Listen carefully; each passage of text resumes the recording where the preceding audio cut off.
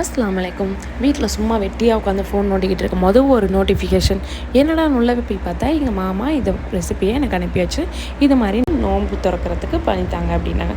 சரி ஓகே அப்படின்னு சொல்லிட்டு அந்த ரெசிப்பியை பண்ணோம். இதுக்கு நான் வச்ச பேர் எக் பன் போண்டா. இப்போ இந்த ரெசிபி எப்படி பண்ணலான்னு பார்க்கலாமா? இப்போ இந்த ப்ரெட்டில் உள்ள ஓரத்தை எல்லாத்தையும் இந்த மாதிரி கட் பண்ணிக்கணும்.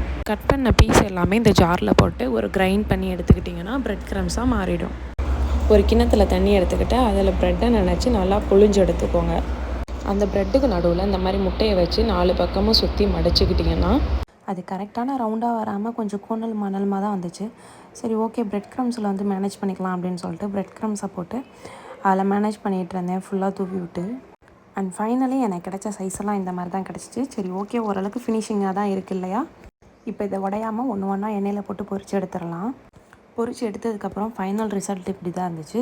பட் டேஸ்ட் வைஸ் செம்மையாக இருந்துச்சு. சாஸ் மட்டும் வச்சுக்காமல் மற்றபடி அதுக்கு மயோனஸ் இல்லை க்ரீன் சட்னி அந்த மாதிரி வச்சு சாப்பிட்டிங்கன்னா செம்ம டேஸ்ட்டாக இருக்கும்.